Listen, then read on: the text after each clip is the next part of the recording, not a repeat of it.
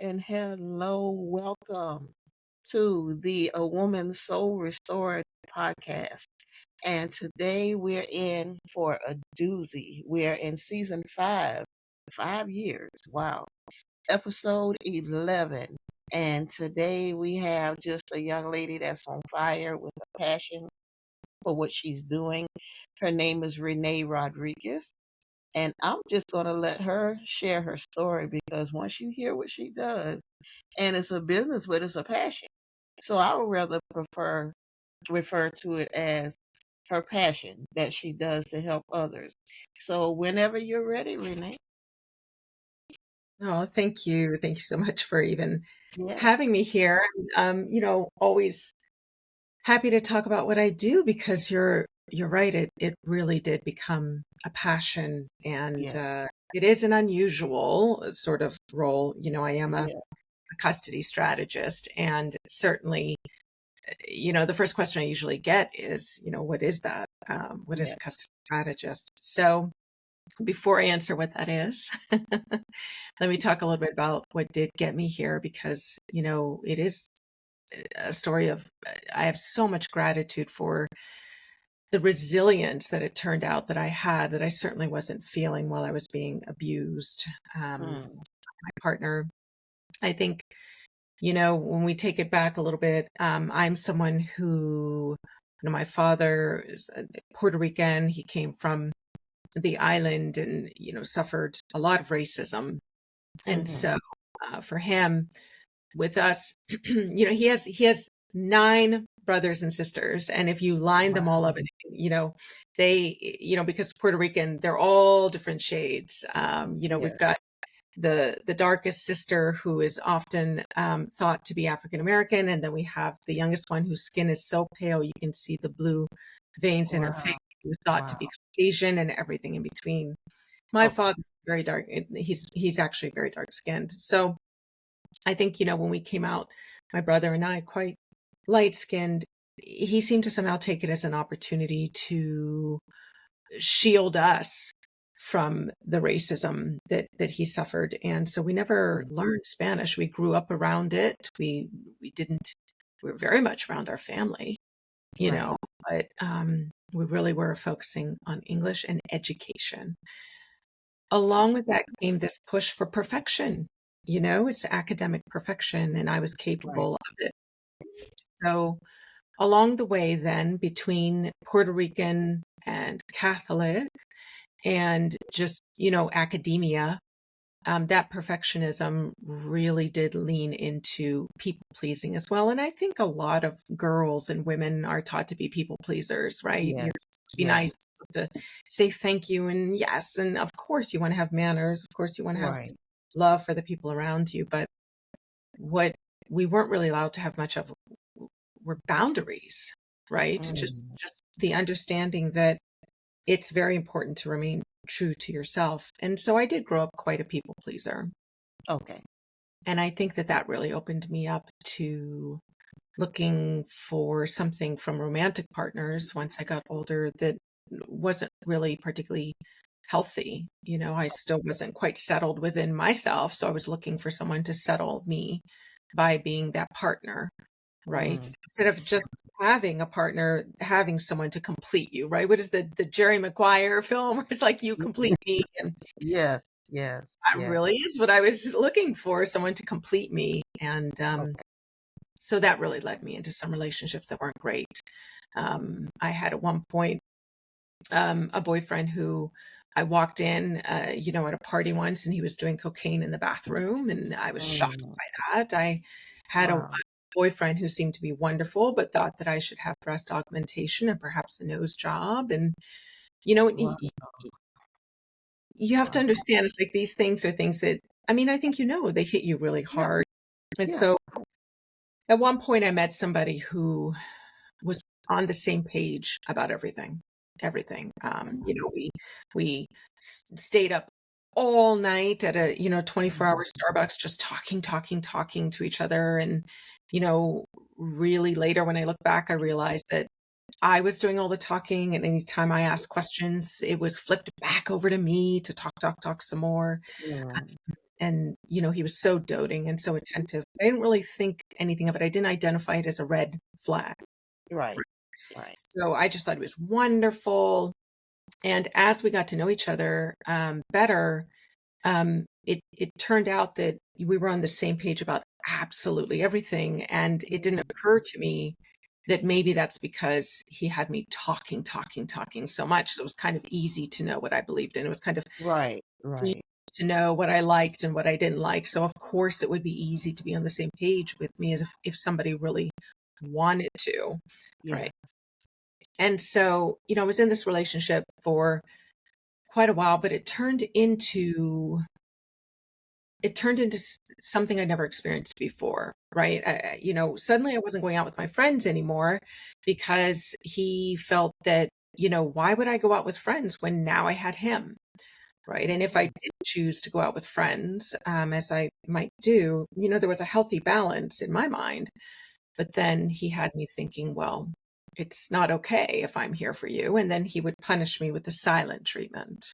Um, Oh, wow. Okay. Isolation, right? And the Okay. silent treatment is particularly insidious, and again, you can Mm. think about these things looking back, but for me inside of it, it just felt horrible, it felt miserable, it felt like my skin was on fire. Yes. Um, but of course, what it is it's control, it's Yeah. isolation, and it's eroding your own sense of self, you know. Mm. So that's a lot of what I was experiencing. There was also a lot of blaming about everything. I remember I had reached a point where I was walking on eggshells. Like I never knew. I was in constant fight or flight mode because I never knew when there was going to be an explosion of some kind. Right. A loud explosion. It was a quiet, cruel sort of control and judgment. But he would come home. I'd never know if the door was going to slam or not. And if the door slammed, one time he was livid with me because he had lost a folder. And, I was Oh, kind of like, wow. what happened with the, I don't understand. He's all kind of like, well, I was, thinking about something you said. And I think that's exactly when I set down the folder. So, and it was my fault that he lost the folder out in the world because he had thought about me. He did Wow. the same thing with keys at one point. He lost his keys, and I had been in his mind at some point. Therefore, it was my fault that he had lost his keys. There was a really famous incident that happened where he was a big fan of chia pudding.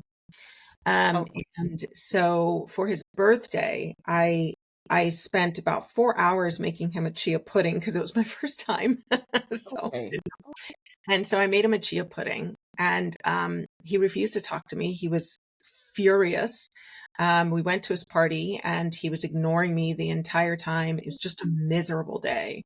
And it took me, I think, a few days or about a week before he finally told me, because I knew, you see, that's what he told me. He said, you know what you did. You know what you did. You know why I'm mad. And for the life of me, I couldn't think what I did. I mean, I really made his birthday so special. I went through the trouble Right. of learning how to create his favorite dessert. And it turned out, he said, you knew that I had stopped eating chia pudding. And I was kind of like, no, I most certainly did not. I had no idea, Right. but he really punished me Wow. for that. He arbitrarily decided he had stopped eating chia pudding. And to this day, I don't know if he had actually stopped eating it or if he was just mad and so had decided that because I'd made it for him, he was going to stop eating it. Wow. And so there were these various ways. Like he needed me to eat the way that he ate, but then he would say, "You don't have to." But I knew what would happen if I didn't eat the restrictive kind of Right. Right. food, the diet that he had. Yeah. There would be the silent treatment, there would be denigration, there would be belittlement, there would be ignoring me when we were out in public. So it was it was an extremely difficult relationship, and I couldn't understand why I was miserable. I would meet with friends and I would say, hey, this is what's going on now. What can I do better? How can I fix this? What do I need to do to change this, relationship? And, they would be brainstorming with me because my stories were so incredible.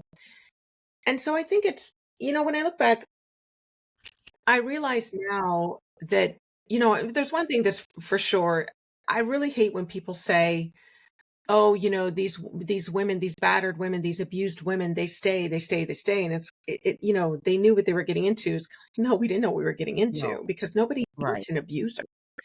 right. Nobody goes out on a date, is belittled, and says, "Hey, let's do another one of these and get to know each other," right? Exactly, They're exactly, wonderful, exactly. right? They're Yes, wonderful when you meet them. I mean, the facade that they have on is it's practiced and it is almost flawless. They know yes, what to say and when to say it, yes. right? And how to say it. Mm-hmm. So they don't really let that mask slip until they've got you. And they usually, Mm-hmm. when you move in with them, when you get pregnant, when you get married, any one of those Yeah, things, yeah, yes. because then you're in it. Right, right. And what you said about, I want to go back a little bit about him letting you speak. And that's what I guess abusers do. They pull information from you without you knowing that they're pulling information from you. So they get you comfortable and you're talking and you're relaxed. And what woman doesn't want a guy to listen to them? You Yeah. know? Um, so we get comfortable talking and like, oh, he's so wonderful. He actually listens to me, he gets me, when all the while he's preying on Yeah. you. He's getting information, he's fine tuning what he does best. And we're relaxed, thinking he's into me because he's listening to what I'm saying. So Yeah. that's a cautionary tale Hmm. to be on the lookout for. Yes, some men are, you know, more passionate and they do want to listen to you, but it gets to a point to where, okay, you're doing a lot of talking. That's just most men. That's just their genetics. They'll listen to us, but not to the point to where we're doing all the talking. They Hmm. want to talk too. And some of them will actually dominate the conversation, and that's a talk for a whole nother day. But just that you brought that point out that he let you just, he was really, in a sense, grooming, Yeah. getting you comfortable, and your guard was down because he was willing to let you talk. And you felt that he was really, really in tune and by listening. And also just a wonderful guy. But Yeah. I learned later on a term that I now understand very deeply, and that is empath. And I didn't realize Hmm. that's what I was. But that Yeah. is who these men are most attracted to.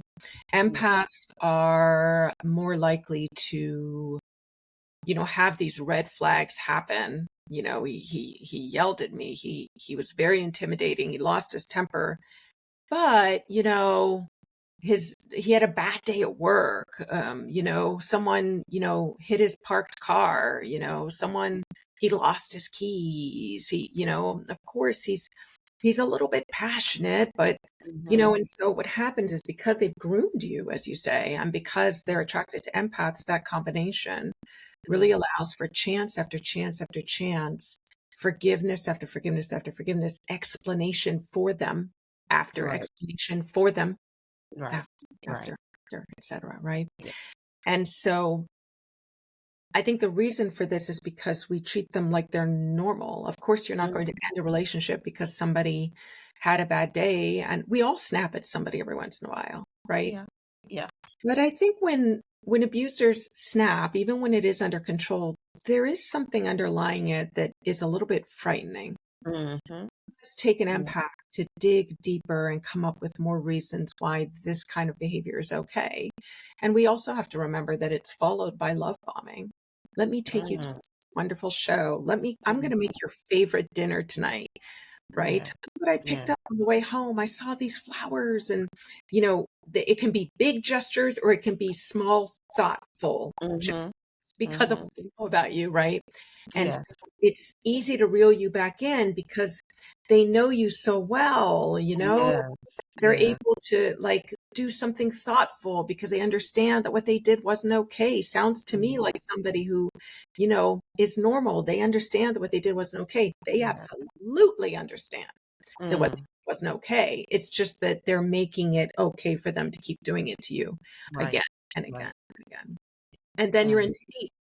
you're married, you're pregnant. Mhm. Mhm. And I know, and the experience I had was, the minute that you're in it, as we say, right, where there's no walking away, you've moved in, you're pregnant now, you're married, Right. whatever it might be, there is a change. When I work with clients, Mhm. I'm shocked how many of these clients, they went down the aisle, and as soon as they got back out after getting married, the guy let go of her hand and Yeah.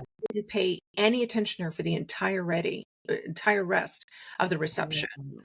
And Wow. many of these women, you see it on TV, you see it in movies, but the Mhm. reality is how many of my clients have experienced the Wow. groom who went and had, an affair, had, excuse my language, I don't want to trigger anybody, but Oh, had, no, no. No, no, no. went ahead and cheated on his brand new wife that very same day with a bridesmaid or a guest or whoever, or Right. came back even. So it's fascinating how once they really, really have locked into you for whatever that means for them, whether it's Mhm.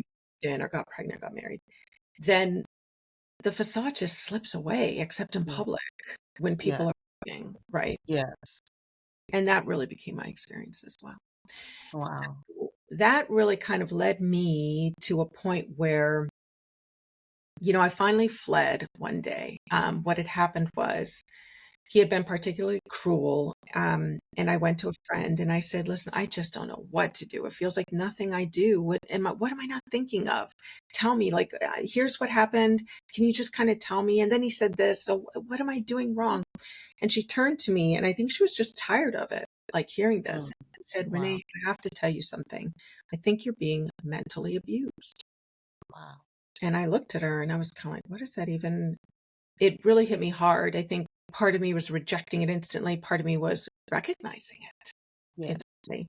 And I remember after I left her, I actually called my therapist, which is not something I normally do. I normally just see her when I see her, but I was kind of Right. like, I talked to you right away. And as luck had it, she was able to talk to me right away. And by the time she reached me, I was back in the apartment. And here's the interesting thing. My ex didn't know that I had a therapist. I had started Wow. seeing her when nothing seemed to be working in the relationship, but I knew that he would disapprove. So I was seeing a therapist on the slide. You can believe it, hiding it. So I couldn't let him know. And it turned out he was home early. So I was, because it had become very cold and the weather had become suddenly inclement. I would remember this. I'll remember this forever. I was literally in the staircase of our apartment building, going up and down 6 floors, up and down 6 floors, as Mm. I talked to her to have my privacy, because there was no place else to do it. And I asked her, I said, look, I was talking to my friend, yada, yada. I told her everything. And I said, she said she thought I was being mentally abused. What do you think? And she said, yes. And I said, my goodness, I've been seeing, why didn't you tell me this? And she said, you can't really tell people this most of the time. Right. Right. Right. He has such a hold. He's such a coercive controller, and he's so good at it that what I was doing was helping you learn how to use your voice, help Mm. you understand how these things felt, giving you Yeah. language to have Yeah. conversations with him, to be able to take in and observe how he reacted and what his responses were, Right. in order to slowly but surely allow you to be open to hearing it. It sounds like this is your moment. You're open now, Yes. friend, Yes. whatever, you know? And I was all like, what do I do? What do I do?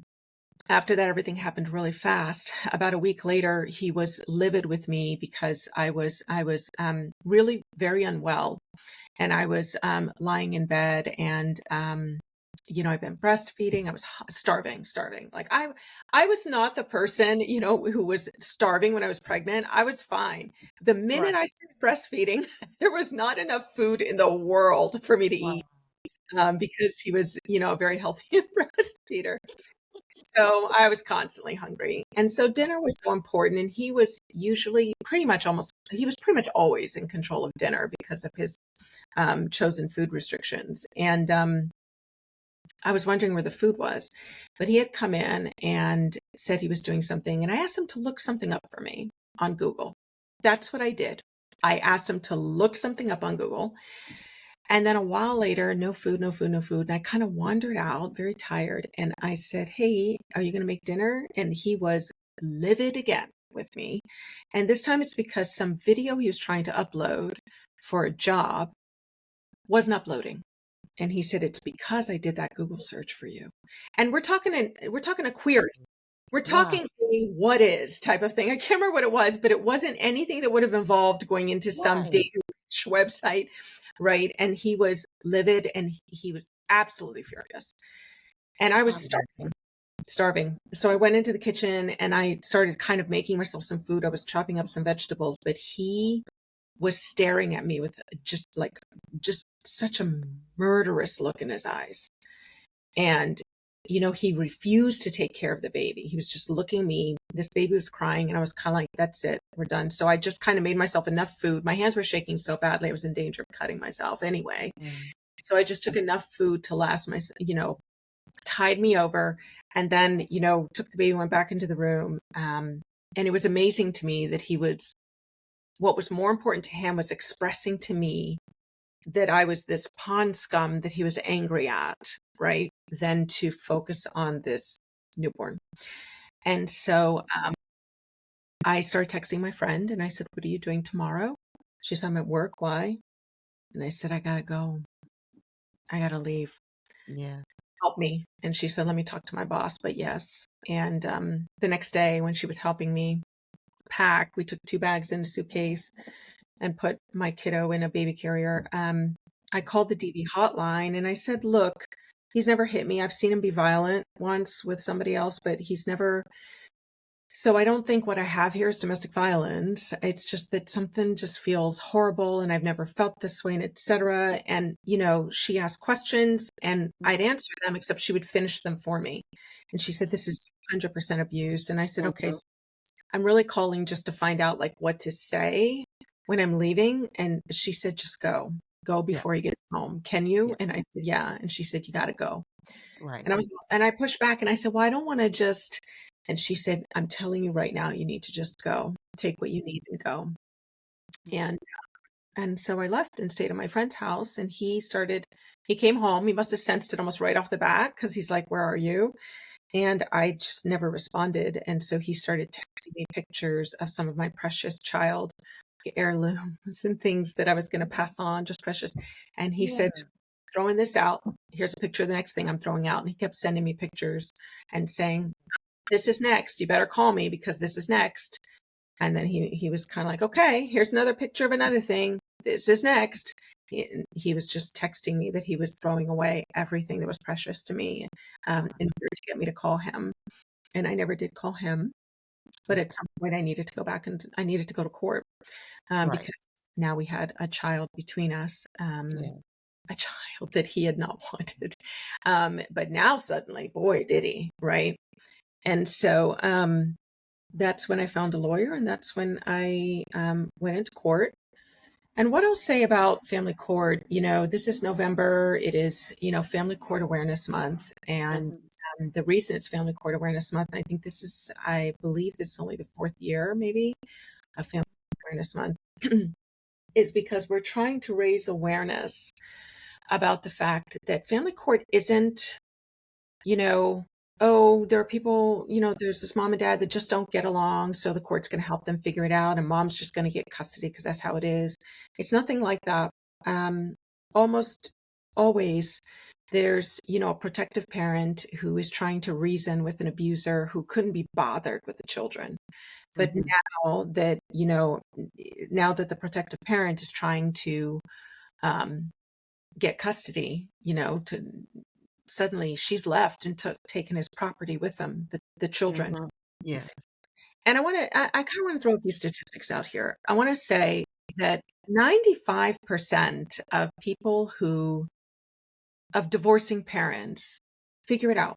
They don't see the inside of a courtroom. They sit down at the Right. kitchen table, or they get an arbitrator, or they get a couple lawyers, but they hammer it out, and they go along their merry way. It's only 5% of divorcing parents who end up in court, and yet the court systems are completely impacted, right? So the interesting thing about that 5% of divorcing parents is that 75% of people who go to court do so because there's an abuser among them, Mm. right? There's someone who is controlling, who is abusive, who's cruel, Yeah. violent, maybe. And so when we think of family court, what ends up happening is that the vast majority of the time, and I do also want to say this, 75% of domestic violence, I'm sorry, excuse me, 85% of domestic violence victims are female. Out of the 15% who are male, 49% of those males, it's their male partner who abuses them, and 48% it is their female partner.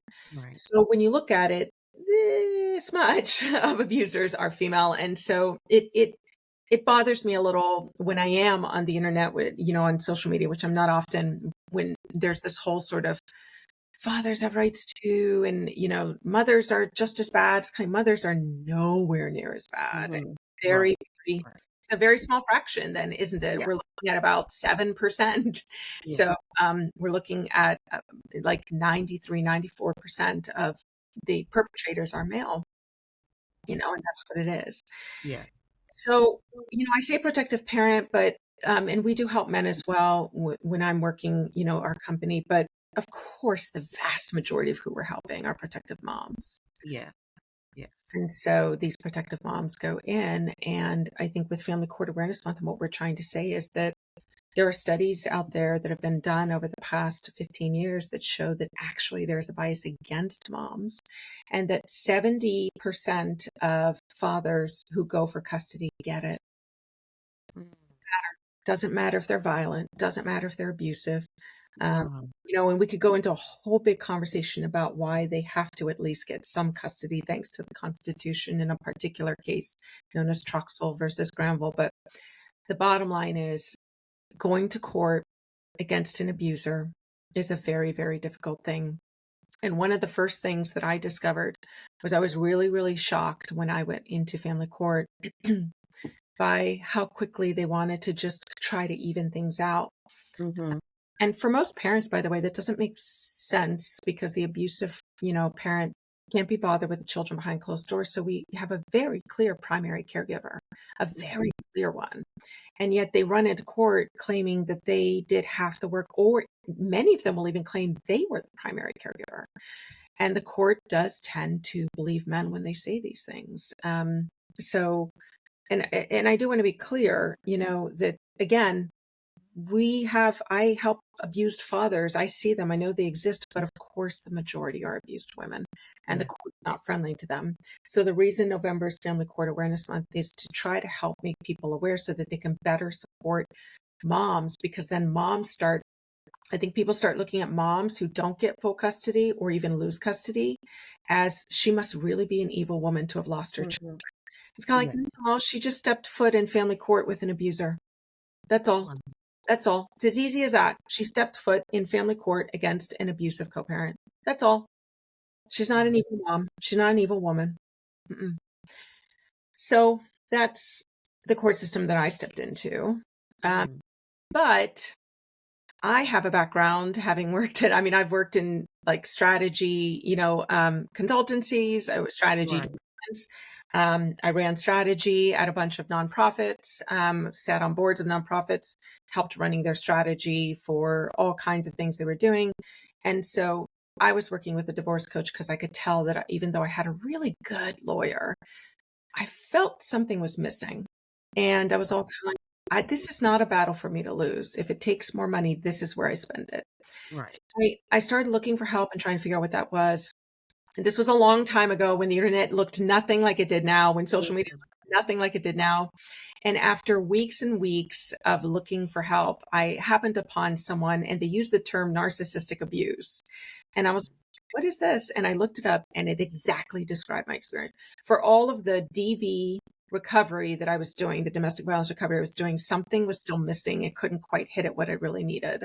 Right. And I heard this, and I hired this woman as my coach, who she's now quite well known.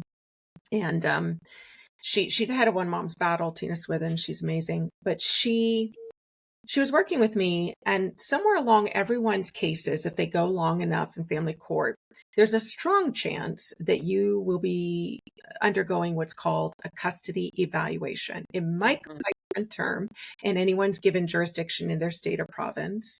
But Right. the bottom line is that it is a custody evaluation, and most of the time that is what it's called. And it's an expensive undergoing, and it takes months.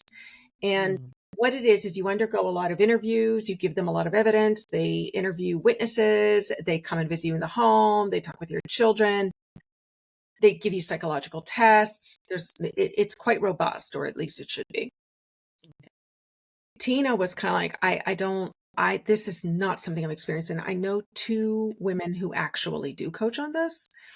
Let me talk to them. She came back and she said one of them quit because she can't take the stories anymore. It just hurt her heart Wow. too Oh much. my Lord.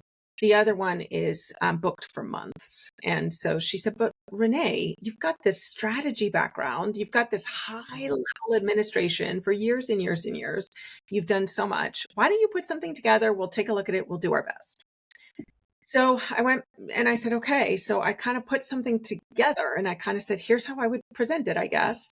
And then I met with her and she looked and she said, Renee, I've never seen anything like this before in my life. I've never seen abuse laid out so clearly in my. Mm. And she said, you should be coaching. To which I said, slow your roll here, Tina. I still got a custody battle. I'm going to have a job. So a good job, a great job, and so I went in, to this custody evaluation. And, so in the end, I ended up with what I was seeking. Right. And Right. so I was having lunch with a friend a while back. She also knew Tina. She had also gone through some recovery with Tina. Okay. And she said, I don't know if you know this, but she's sharing your templates around to people. And I was like, oh my God, that's so fantastic. I hadn't even thought about that. And she's all kind of, yes, good. But you should be actually kind of doing this because you know what's behind those templates. Right. Like, Right. Right. and she said, plus, I think you've got way more in you than just Mm. preparing people for custody evaluations. And I was all kind of like, huh. So I slowly got a little bit started.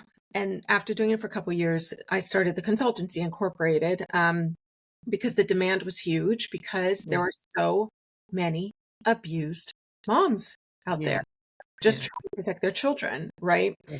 And in doing so, I created this whole methodology around it, not just those templates, but all these templates that I won't let people see until they're tried and true, Mhm. right? Right. If somebody's using one of my templates, it's because it transformed their case, right? Um, and so what I ended up doing was I realized that the best way for me to work with people was for them to build their case from start to finish with my Mm. help so that they could partner more strongly with their lawyer, or if they can't afford a lawyer, that they're going in with something far stronger. Because Yeah. the problem with going in pro se, which is self-represented, Mhm. that if your co-parent goes in pro se as well, neither of you have lawyers, you have a 50% chance of winning. That's it. Those are what Mm. the stats show, right? If your ex has a lawyer and you don't, your chances of winning in court are 20%. 20. Wow. And that really bothered me deeply. And so for a couple of years, I spent time trying to figure out how can these templates be used without the coaching for people who cannot afford it. And so we built something for that, right? So, Okay. but what we've basically got, our main program is just 9 weeks with us where you're working harder than you've ever worked in your life. But most of these people have had their evidence. Most of these moms come in, they've been in their case for Mhm. months and months, and they Okay. still haven't put together their body of evidence because you're sitting down and you're looking at emails and text messages, videos and photos, and you're re-triggered. Hey, how about Mm. reliving trauma, right? Right. Right. And plus, how do you do it? Because everyone comes in and says, look at all this horrible stuff he did. And they end up losing. And then they get on, a Facebook group and they say, no matter how much evidence you give them, you lose. And it's kind of like, it's because you gave them too much evidence. And it's because, you know what I'm saying? So it's like, Yeah.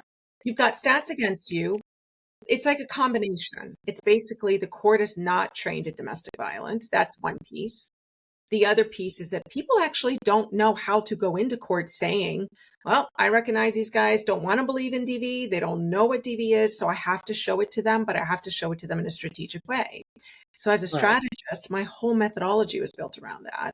We had all these templates, and everybody on the team was like, we should call these templates something. And I was like, yeah, I suppose that's a smart thing to do. Yes. So we were kind of like, well, what should we call it? And, a team, one of my coaches would come up with like a name, and she'd be all like, we should call the custody blueprint this. And I was like, oh, that's pretty good. Let's write that down. And then somebody else was all like, no, I have a good name for the custody blueprint. I think we should call it this. And then we put that name down. And so everybody was thinking of these different names for the blueprint that I created. And then I'm sitting there, I'm on a jog one day, right? Just trying to keep, my arteries clear. And basically it hit me in my head. I was all kind of like, every time that we think of a new name, we go, we should call the custody blueprint this. And then I went back to the next staff meeting and I said, you guys, it's the custody blueprint. Why are we trying to make it fancy? It's Yes. frankly the custody blueprint. It works. It has a 90% success rate. And it's the blueprint. This is it. We don't need a fancy name. And Right. so that's how it all came to be. Right. And all I can think every time, and of course, every one of my coaches have been through it as well. So really, it's like we're all just skilled at compartmentalizing because there are times, and it doesn't happen so much for me anymore. I'm far enough out.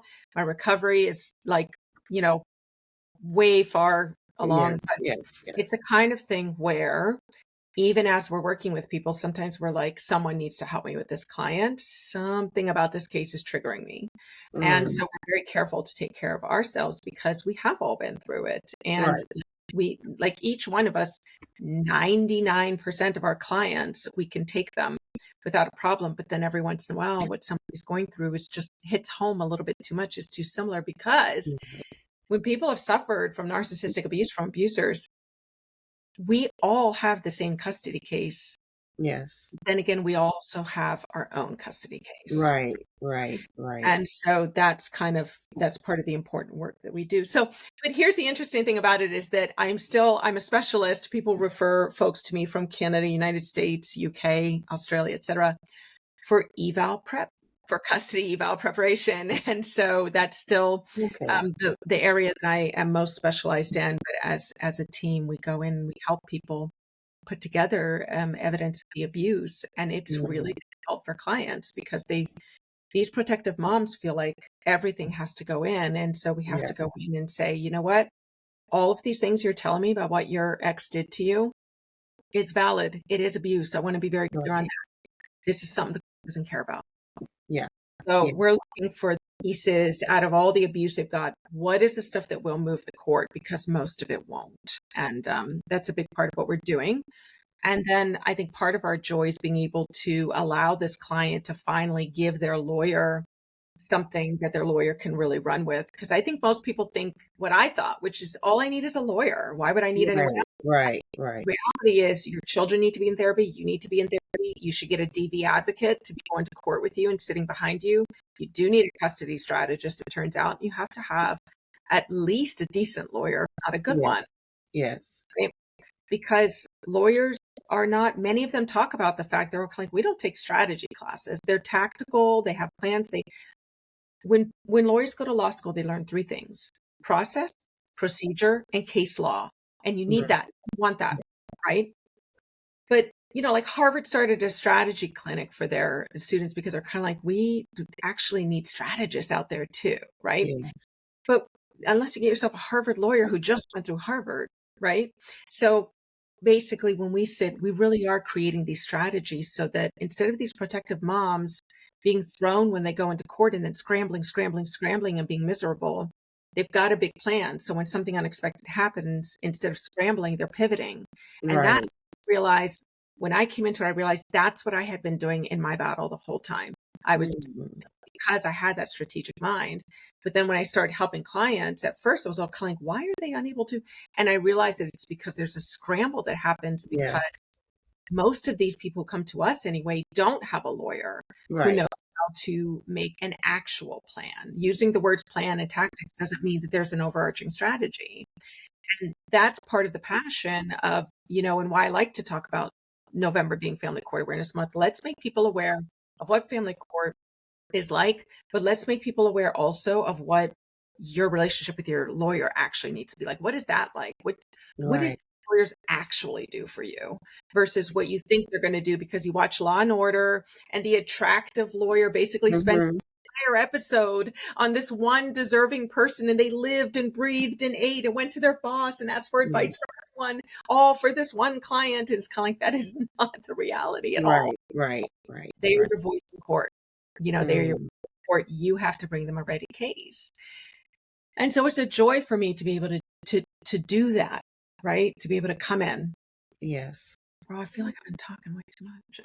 So No. It's intriguing because, and I didn't want to interrupt because that's why it's a conversation, and I wanted that passion to be heard. And passion always comes with a backstory. So you gave the backstory and why you're passionate. Because I could say, yes, she's passionate.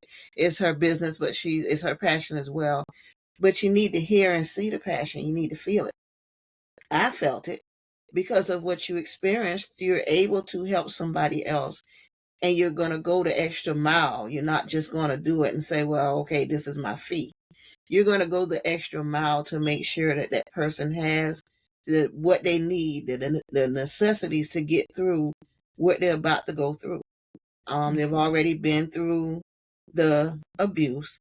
They've already probably feeling like something under somebody's shoe. I know what I went through. It was a combination of abuses that I went through. And I felt like something that somebody had at the bottom of their shoe. yeah. So emotionally, you're already in a bad place. You Mhm. want your children, you got to put this front up for your children because you don't want your children to see that mommy's not okay. So you can't really like grieve that process. So you just go through the motions. You try to just get through the next day. You try to get through whatever your next step is. And sometimes that next step is something that triggers you and you don't want to face it. But it's people like you, people that have been through it, that can help guide you and let you know you're not just talking to somebody that has this title but don't know what you're going through because they have been there. So that truly makes a difference, and you could feel what you're saying, that you're not just, it's not nothing rehearsed. It's not anything that, you felt you needed to say, but it's just what you feel in general, and the compassion and empathy that you have for the people that come to you for help. And And that's real, and that's important.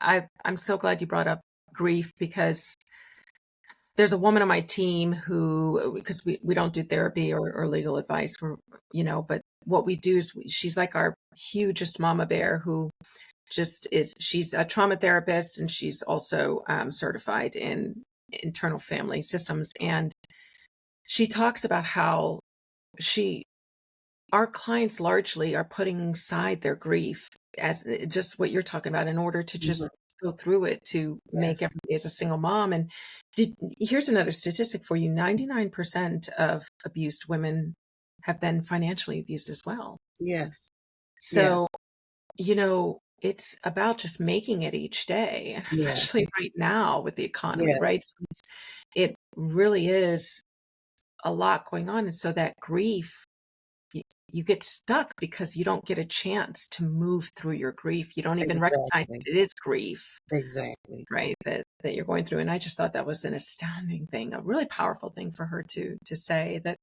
also helped me and my team kind of Yes, recognize something else too. yes, yes, yes. All of those key elements. Um, when you're going through a process, all of that stuff is little steps that makes the difference. Like, I got through today because I was able to do this step. Tomorrow I'm going to try to do this next step, not trying to do everything and encompass everything at one time. And when I was reading your story, and you gave more today, in which you can't put everything in an email, of course, but just from what I was reading, I was like, wow, okay, we got to make this happen. I got to get on, because I didn't even know that it was a family court awareness month in November. I didn't know. So I thank you for just even sharing that information, because I haven't heard anything about it. until just now. So things like that, to have somebody that's keen in on the area of expertise that they're working in, you should know, you know. And actually, I should know too. Now I do. So I feel informed. But just to know that you got somebody in your corner that's going to fight for you and knowledgeable in what they're doing on that side of a knowledge base, but also for a physical and emotional connection. To know that I'm not just saying words, I'm not just giving an experience of something I went through, but this is somebody that can connect with me and understand me on a deeper level because they've been where I am right now. And I'm more prone to go to somebody that's been through what I've been through instead of somebody that has only the knowledge base to help me. Yeah, I agree. I think one of the things that we hear from, moms is it's like first off, it's a breath of fresh air to hear what we have to say. But I think for them, when they're looking around for help, they are being judged. And some of the Mhm. places they look for help, they're getting help from people who are in family court, right? Who are trying to do this kind of work, but they haven't been through it. And so Right, there's value in everyone. Like there's right. so many people out there who need help that Yes, there's value in everyone. But I think the people who choose to work with us specifically are the ones who are kind of like, I want somebody who gets what I have gone through and yes, yes. can support it. I remember one time my lawyer, when all was said and done, he said, you did great. He said, now what you need to do is choose better men. And I kind of laughed it off because we were done and we were good. And he was a good lawyer, but and he was old, but there's, I just remember being all kind of like, and I Yeah, kind of actually took it to heart for a minute. And then as I was walking along, I was all kind of like, no, let me remind myself that who I met is not the person who I left, you right, know? And right. so I know we all change, but when someone is a wolf in sheep's clothing, I dated the sheep, right? Mhm, I mhm. left. And so, Yes, no, I don't have to choose better men. There right, need to right. be, you That's know, um, old men. school mentality of thinking that, Mhm. just choose better, just do better. And That's just women, like, yeah, yeah. yeah. That's just like telling somebody that's overweight, just eat the right food. But Yeah. mentally, you have to get to that place. Okay, I need to eat better. I need to think about my health. It's a mindset that goes along with that. So it's not just, just do this. That's not even a quick fix anymore. You can't just not do something because it's different avenues that you have to take in order to break a cycle, to break that emotional attachment, even that you have to that person. Even though you know they've done something wrong, they're not the person for you anymore, it's still that emotional attachment, and then they're your children's father. So you have all those things encompassed together, and yeah, you still got to grieve. You still got to go to work if you're working outside the home, or even if you're a homemaker, you still got to make sure the kids are okay. It's a lot, and it can become overwhelming, but thank God for people like you who really are invested in making a difference.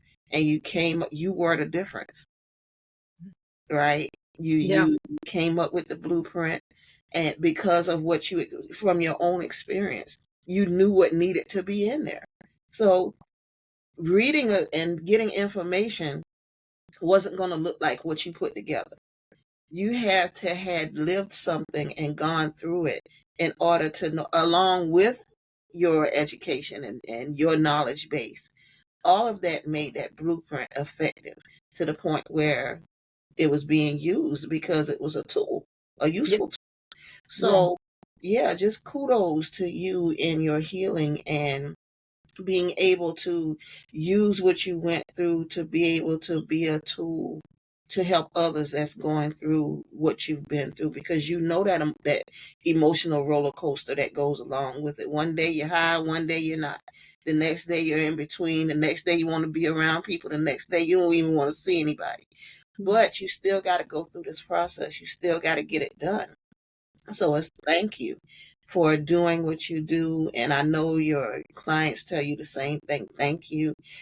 because it's still hard, but it's a load off. It's an area we don't have to worry about when you have somebody there that knows what needs to be done and has put it in place where you just follow it and you get through this. Yeah, that's not that I was going to say it might not help emotionally, but it may. If you could see, if I could actually look at something, this is something somebody else has done, I can do it too. So it may help emotionally to get you through it, to know that it is an end result and you can get through this. You're going to get through this. And here's what you need to do what was required for you and your children. Yes, yes. So do you have, because we're getting ready to wind up, I have so enjoyed it. I got captivated when you were speaking. I was like a kid in the candy store just listening, and taking in. But I do draw off the knowledge of others because this is an unfamiliar area to me. So I didn't want to overtalk you. I wanted you to get out your story and to get, just so that my listeners could understand, just like I wanted to understand, because truly I'm a listener as well. When I bring guests on, I'm learning from them, I'm growing from them, and I'm listening to their backstory. We all have a backstory, but not many are willing to come forth and not only share it, but show what they're doing to help others that's going through what they've already been through, to help them get to that impasse, to help them see that it is a rainbow at the end of all those clouds that they're experiencing right now. So do you have any final words? And would you like to share any links, or I could attach to this when we're done, and just so people can know how to reach out to you and those that are helping you in the company? Yeah, anything you want to share? Yeah, I just you really want to respond to what you're saying, because I love the stories that your podcast, brings forth. But I think listening to you just now, it really was the darkest time of my life that actually brought me the most light, when I went to the other side of it, and kind of Yeah, said, I have to lift myself up from this. And in lifting myself up, I think a lot of stuff did get fixed. Nobody deserves what happens to them. right. But there were some things that I did need to fix, right? And what I do want to leave with your audience, and yes, I'll share some information if people want to reach me, but I think the most important thing that I want to leave with your audience is that it is not your fault. It is not your fault. It Yeah. is not your fault. It is not your fault. It's not your fault. Wolf in sheep's clothing. Mm. Mm. So what I'll share for people, so there's there's 4 easy sort of ways. People can go to the Custody Blueprint, thecustodyblueprint.com, and find out sort of everything we've got. There's, for people who are just social media driven, it's find us anywhere except Twitter, the Custody Blueprint. And in fact, for people who are about to go into a custody evaluation, or there's talk of it, because it takes a lot to prepare, my Substack is actually completely dedicated at this point, probably for a long period to come anyway, on preparation for evaluation. So that's at thecustodyblueprint.substack.com. And I encourage people to sign up for that now, so that they can sort of take that stuff in.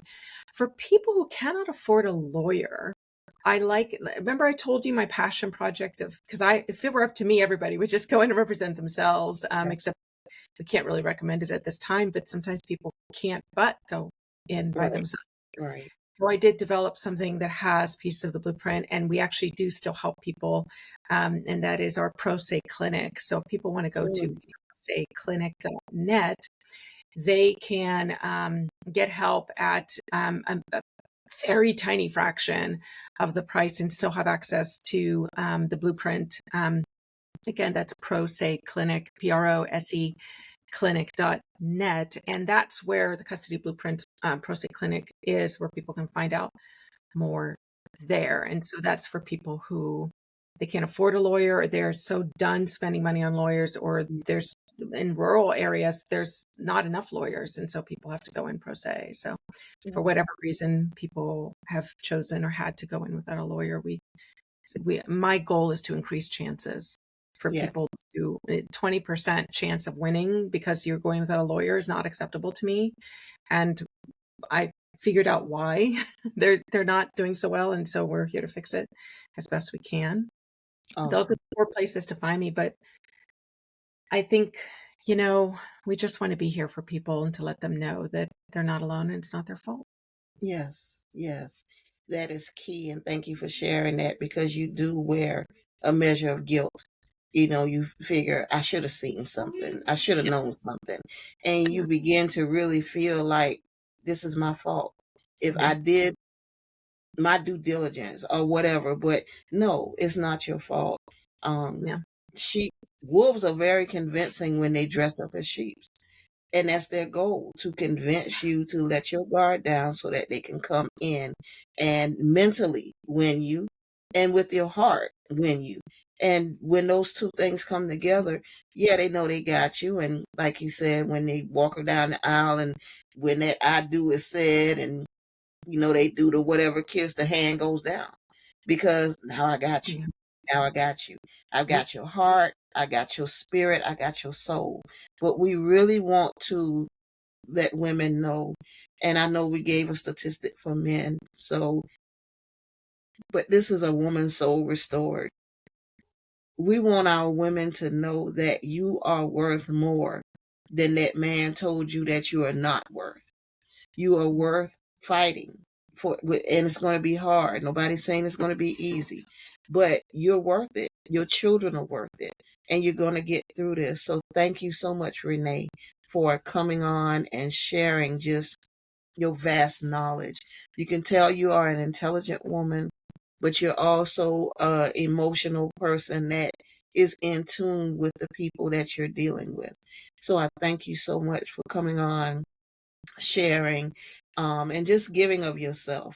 And I can only imagine that's what you do with your passion as well. You give of yourself.